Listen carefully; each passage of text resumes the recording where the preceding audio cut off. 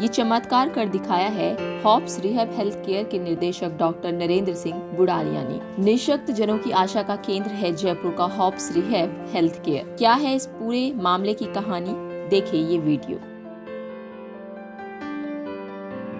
Hops rehab health care के निर्देशक doctor Narendra Kumar Budhania ने बताया कि hops rehab health care Ram मंदिर के सामने बनी पार्क जयपुर में निःशक्त जनों की आशा का केंद्र है। हम विगत 10 वर्षों से विश्व स्तर के कृत्रिम अंग यानी कि आर्टिफिशियल लिम्ब बनाने में अग्रणी है। हमारे कृत्रिम अंग प्राकृतिक अंगों के समान ही लगभग काम करते हैं तथा हमारे बनाए कृत्रिम अंग रख रखाव में भी सुविधाजनक है। कृत्रिम हाथ, कृत्रिम पैर, जन्मजात हाथ पैरों में विकृति, घुटनों में परेशानी आदि के हम तुलनात्मक रूप से ज्यादा उपयोगी कृत्रिम अंग बनाते और इलाज करते हैं। शीघ्र ही जोधपुर में भी हॉप्स रिहैब हेल्थ केयर की शाखा शुरू की जा रही है। हॉप्स रिहैब हेल्थ केयर पर आज दौसा निवासी गुलाब प्रजापति ने कृत्रिम हाथ लगाने के बाद काफी खुशी महसूस की और हॉप्स रिहैब हेल्थ केयर तथा जीलो क्लब की संस्थापिका रचना गुप्ता और साथी सदस्यों का तहे दिल से आभार व्यक्त किया। हाँ भाई गुलाब, ये जो आपने जीवन में एक दुखद घटना घटी और इसके अंदर आपको कैसे जानकारी मिली और इसके पहले कहाँ कहाँ आप जाकर आए, किन किन लोगों से संपर्क किया,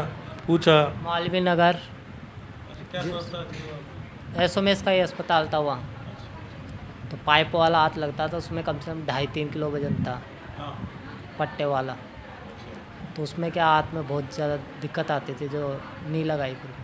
और उसके अलावा और क्या? एक बापू नगर में लगवाया, जो बड़ा गणेश जी है जिसके पास में बापू नगर, पूजा डॉक्टर थी उनके पास। तो वो 100 ग्राम वजन था, पर वो सक्सेस नहीं हुआ, निकल जाता था। और ये जो लगाया आपके हाथ, इसके कितना टाइम हो गया हाथ को लगाए हुए? पहले वाले इन हाथ को लगाए हुए? इनको तो अब आज ही लगाए। अच्छा। और 2 दिन से प्रैक्टिस करवाए। और आप ये हाथ लगाने के बाद में कैसा महसूस कर रहे हो? अभी महसूस तो बढ़िया हो रहा है, अभी प्रैक्टिस करेंगे जब जाके। धन्यवाद। नमस्कार डॉक्टर साहब, आपका शुभ नाम? डॉक्टर नरेंद्र सिंह नाम है मेरा।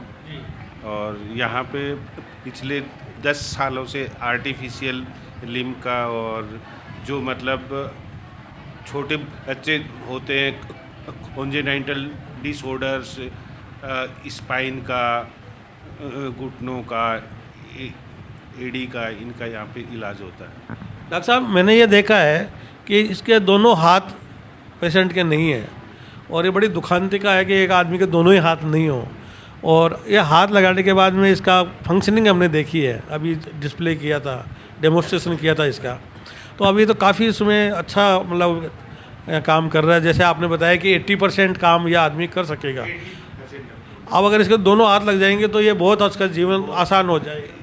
एकदम से आसान हो जाएगा। ये मतलब इनका जॉब है वो एज ए कुम्हार हैं। ये तो जो चक्का घुमाते हैं वो इनका जॉब है। इस हाथ से ये चक्का भी घुमा सकते हैं, अपने मटके भी आसानी से तैयार हो सकते हैं। डॉक्टर साहब, आपके जो हॉस्पिटल है हॉप्स रिहैब हेल्थ केयर, इसमें जो ये तो जो मैंने काम देखा है कि आपका इतना बढ़िया काम है, इससे भी कोई टिपिकल केस था जिसके बारे में आप कुछ कहना चाहोगे? मैं वो सर यहाँ पे तो मतलब ऑल ओवर इंडिया से टिपिकल ही आते हैं यहाँ पे, जो अनसक्सेस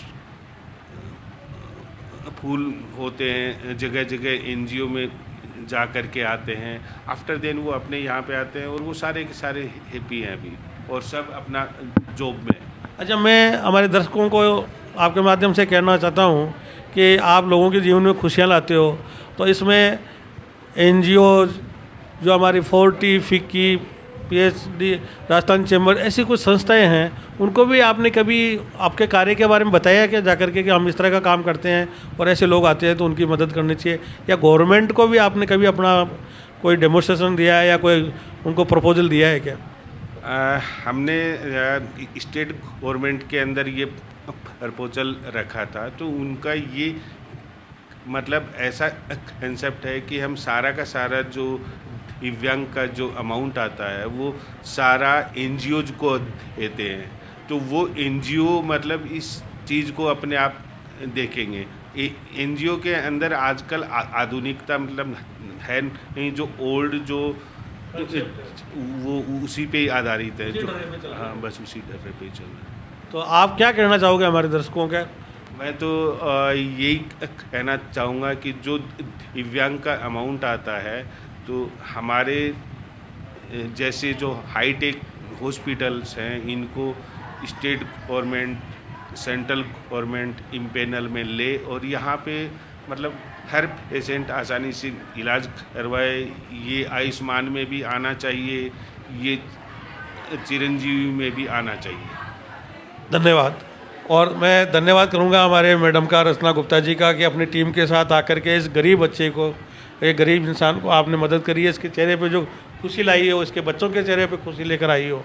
तो मैं उम्मीद करता हूं कि आगे भी इसी तरह से काम करेंगे। जैसे आपने एक अपील करी है कि इसका दूसरे हाथ के लिए भी अगर कोई दानदाता आगे आता है, तो मैं हमारे दर्शकों को ये कहना चाहूँगा कि आप आगे आइए, हमसे संपर्क कीजिए और इस व्यक्ति के जीवन में आप खुशियाँ लाएँ, ये मैं सबसे अपील करता हूँ।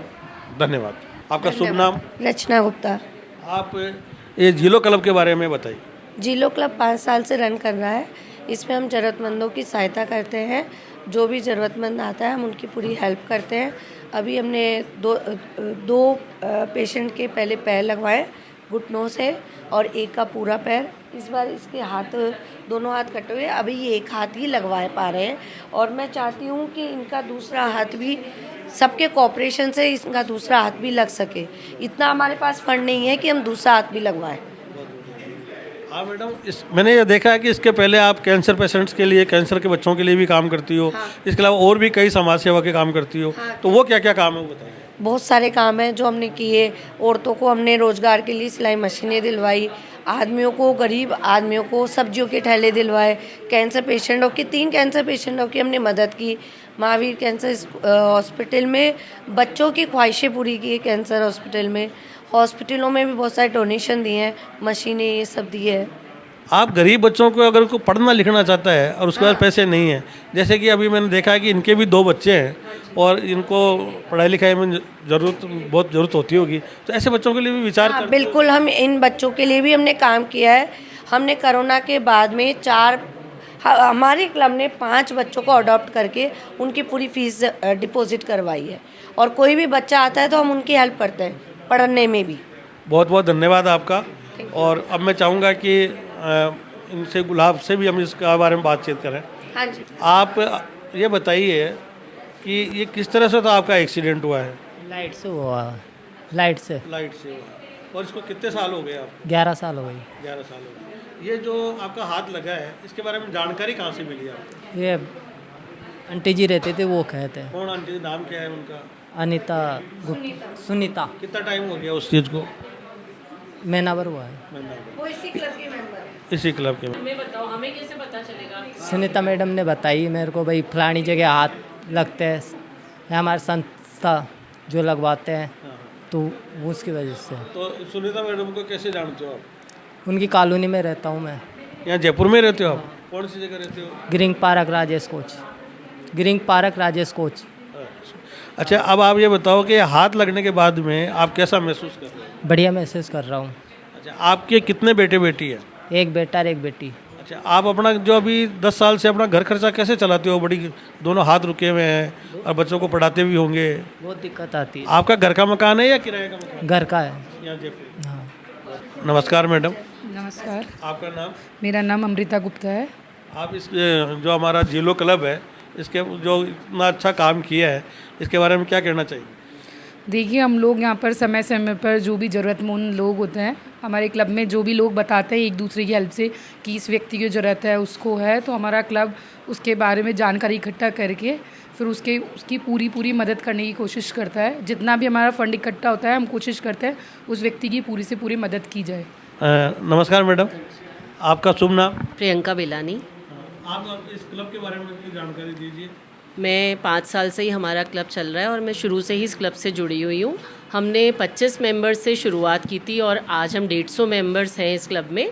और हम लोग यही कोशिश करते हैं कि जो भी ज़रूरतमंद लोग हैं हम उनकी सहायता करें और हम पूरी जानकारी, पूरी उनकी इन्फॉर्मेशन लेने के बाद ही देखते हैं, पूरा उनके घर जाके उनके बारे में जानकारी लेके ही उनका पूरा पता करके कि कितनी ज़रूरत है उन्हें, और एक्चुअल जो ज़रूरतमंद होते हैं हम उनकी सेवा करते हैं, चाहे फिर वो हॉस्पिटल हो, स्कूल के बच्चे हों। हमने जैसे वाटर कूलर्स लगवाए हैं स्कूल्स में, हॉस्पिटल्स में। तो ऐसे काफ़ी मतलब हम चाहते हैं कि हमें और भी लोग अपने बारे में बताएं, जिनको भी ज़रूरत हो हम पूरी कोशिश करेंगे पूरी उनकी सहायता करने की।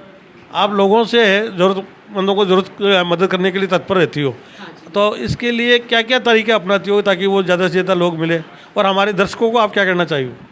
हम कॉन्टैक्ट्स अपने यही फ़ोन पे या जैसे भी लोग हमसे मिलते हैं हम उन्हें क्लब के बारे में बताते हैं, उन्हें बताते हैं कि हम अपने क्लब के ही डोनेशन से इतनी बड़ी लोगों की सहायता करते हैं। और आज मेरी दिल से ये रिक्वेस्ट है, जैसे हमने इनका एक हाथ लगवाया, तो जो भी अगर डोनेशन करने के लिए रेडी हो तो प्लीज़ हमसे कांटेक्ट में आएँ ताकि हम जल्द से जल्द इनका दूसरा हाथ भी लगवा सकें। मैं हमारे दर्शकों को ये कहना चाहूँगा कि जीलो क्लब इतना अच्छा काम कर रहा है, तो मैं एक मोबाइल नंबर दे रहा हूँ 9261640571। दोबारा से मैं रिपीट कर रहा हूँ 9261640571। इस नंबर पर आप बताइए, हम इन लोगों से संपर्क करके जो भी ज़रूरतमंद आदमी है, और कम से कम पहली शुरुआत तो हम गुलाब जी की करेंगे। गरीब आदमी है और करीब 1.25 लाख 1.5 लाख का खर्चा इसमें आता है, तो अगर कोई भी दानदाता अगर इसमें आगे आएगा तो हम उसका स्वागत भी करते हैं और उम्मीद करते हैं कि आप किसी एक व्यक्ति के जीवन में खुशियां लाने का कोशिश करेंगे। और यही एक इंसान का काम होना चाहिए। भगवान महावीर स्वामी ने भी कहा है, जीवो और जीने दो। तो इस सिद्धांत को हम आगे बढ़ाएं। धन्यवाद।